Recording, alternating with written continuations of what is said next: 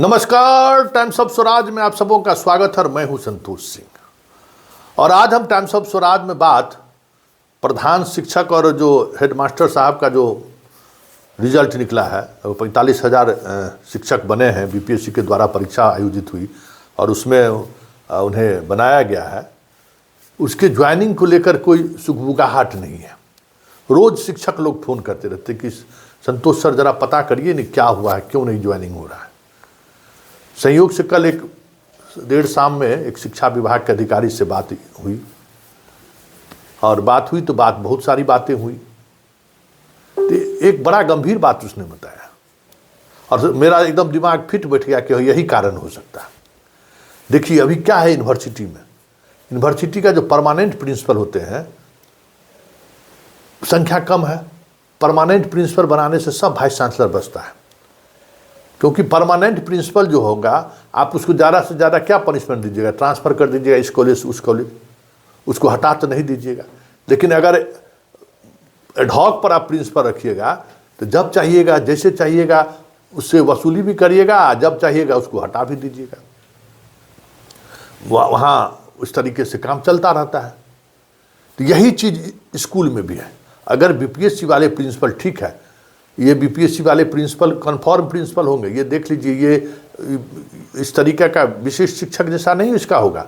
जो भी बीपीएससी से जो बहाली हुई है वो बहाली पूरी तौर पर बीपीएससी से बहाल हेडमिस्ट्रेस का ट्रांसफ़र पोस्टिंग की प्रक्रिया से लेकर बाकी सारी चीज़ें दूसरे तरीके की है, जो राज्यकर्मी का है। आप तुरंत उसको एक्शन नहीं लेंगे कि जिला शिक्षा पदाधिकारी आया, डीपीओ मिले और सस्पेंड कर दिए, ये नहीं चलेगा। अभी जो फिर ये लोग निकाला है राजकीयकृत जो पुराना कॉलेज है, स्कूल है, उसके लिए बहाली के लिए 2000 से अधिक पद के लिए, तो काहे उसको खींच रहा है। इससे भी तो वहाँ बहाल कर सकता था फिलहाल, क्योंकि असल कामाई तो वहाँ है। जो पुराना हाई स्कूल है वहाँ तो समझ जाइए कि बड़ा खेला है। वहाँ अब मान लीजिए वैकेंसी निकालेगा, 2 साल खींच देगा, 3 साल जैसे इसमें खींच दिया। असल जिला शिक्षा पदाधिकारी से लेकर सब कोई अपना अपना कमाई का सेटिंग रखता है, तो वहाँ सेटिंग है। और सबसे ज़्यादा फंड भी उस राज्य के कृत में आता है, सबसे इंफ्रास्ट्रक्चर भी है, 12th तक का पढ़ाई भी है, सब कुछ है, बिल्डिंग भी है, वहाँ फंड भी आता है तो करोड़ में आता है। इसलिए वहाँ परमानेंट प्रिंसिपल देने से सब कोई बचता है कि परमानेंट प्रिंसिपल दे दिए तो फिर वहाँ उनकी मनमानी नहीं चलेगी। अभी फ़ोन किया कि एगो सीतामढ़ी या कहीं से कि 14 आजकल पंखा भी स्कूल में जा रहा है। अब बताइए ना, यहाँ वेतन समय पर दे नहीं रहे हैं, अब पंखा खरीदारी हो रहा है स्कूल में।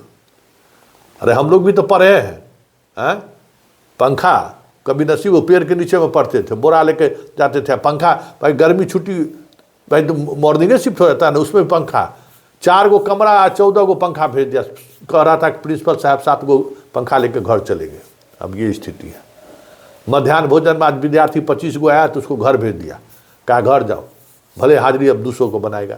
तो ये सब चीज़ ऊपर से नीचे तक का जो भ्रष्टाचार है, ये जो प्रभारी है वो आराम से लेने देने वाला विश्वास करता है और उस पर दबाव भी बनाए रखता है कि तुमको देना ही देना हो। अगर मान लीजिए प्रभारी वाला थोड़ा ईमानदार भी है, गाँव घर का लोक लज्जा अगर उसको थोड़ा महसूस होता है तो थोड़ा अगर करना भी नहीं चाहे तो सिस्टम ऐसे दबाव बनाए रहता है जो कि भाई प्राचार्य प्रिंसिपल का जो तगमा है ना, ये कोई छोड़ना नहीं चाहता है। उस लोभ में जो सो गलत पर गलत किया जाता है। लेकिन अगर ये बीपीएससी वाला प्रिंसिपल चल जाएगा तो ऐसा थोड़ी है कि आसानी से जिस तरीके से प्रभारी वाले को मरोड़ देता है, प्रभारी वाले वाला को खेला कर देता है, उसे उन लोगों को कर देगा तो नहीं होगा। और परमानेंट प्रिंसिपल अगर स्कूल में आ जाएगा तो फिर शिक्षकों की भी मनमानी नहीं चलेगी और शिक्षा विभाग की भी मनमानी नहीं चलेगी, क्योंकि वो एडमिनिस्ट्रेटिव पद है ना, उसको पूरा अधिकार के साथ वो उसकी पोस्टिंग होगी ना। और उसकी पोस्टिंग का कोनो जिला का कोई एगो अधिकारी मिलकर तो कर नहीं देंगे, उसके लिए तो कमेटी बनाने की बात हो रही है। तो जो भी पोस्टिंग होगा राज्य से पोस्टिंग होगा, रैंडमाइजेशन से पोस्टिंग होगा, तो उसको हटाना भी जिला के शिक्षा पदाधिकारियों को बड़ा मुश्किल होगा। अभी जो बीपीएससी से जो शिक्षक बहाल है उसको सस्पेंड करने में जिस तरीके से प्रक्रिया को पूरा करना पड़ता है, वैसी हेडमास्टर में तो और मुश्किल होगा सस्पेंड करना। उसके लिए तो और बड़ी प्रक्रिया अपनानी पड़ेगी। और आज में एसीएस मान लीजिए कि हेडमास्टर के स्वच्छता को छीनते जा रहे हैं, कोई एसीएस आ जाएगा, पता चला कि हेडमास्टर स्कूल के मामले में रूटीन से लेके पढ़ाने से लेके सारे मामले का डिसीजन हेडमास्टर लेगा, जैसे पहले लेते थे। तब क्या चलेगा? हमको तो याद है कि जब हम लोग हाई स्कूल में पढ़ते थे तो शिक्षा विभाग का अधिकारी पहुंचता था तो कोई ऐसा नहीं है कि हेडमास्टर साहब रिसीव करने के लिए गेट पर चले जाते थे। आए यहाँ तो नमस्कार पार्टी हुआ, नाश्ता पानी हुआ, बैठे, चले गए, फिर रिक्शा से बैठ गए, कोई हिरकी नहीं चलता था। अभी भी जो बीपीएससी वाला, जो पुराने बीपीएससी वाले जो जहाँ जहाँ प्रिंसिपल हैं, उसको कौन जी कर लेते हैं, ये लोग हिला पाते हैं। वो अपने तरीके से चीज़ों को देखते हैं, अपने तरीके से वो बातों को रखते हैं, कहाँ कुछ कर पा रहे हैं।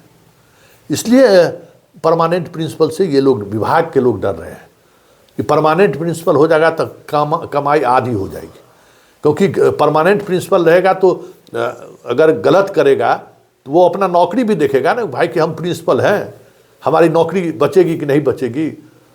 और ये भी नहीं, क्योंकि जो लोग भी आ रहे हैं उनको 10 साल 15 साल का नौकरी भी है, तो वो इस तरीके की चीज़ें करने में थोड़ा परहेज भी करेंगे। और दूसरा, कमीशन से हम आए हुए हैं तो इनकी दमंगता भी है।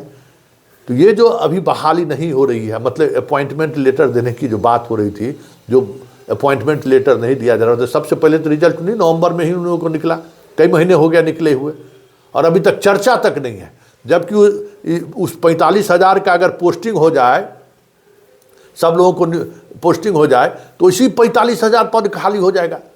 जो तबादला करने के लिए ये लोग दिमाग लगा रहे हैं, हर स्कूल से खाली हो जाएगा।